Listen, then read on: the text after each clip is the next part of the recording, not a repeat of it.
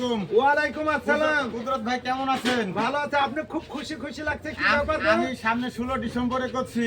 হ্যাঁ। আপনাদের সবার দাওয়াত থাকলো আমাদের বাড়িতে। হ্যাঁ। পিঠি, তারপরে গরুর গোশত, মাছ, আপনার জন্য সবকিছু তৈরি করব। আপনি অবশ্যই, আপনার দাওয়াত থাকলো, আপনি অবশ্যই আমাদের বাসায় আসবেন।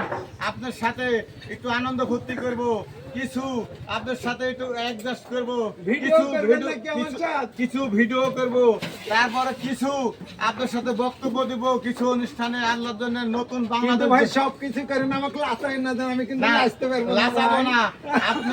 আপনার জন্য একটা কাজ করব কি, আপনার জন্য সবার বিপদে নতুন বাংলাদেশ করার জন্য আমরা সবাই পরিস্থিতি নতুন বাংলাদেশ দেখতে চাই।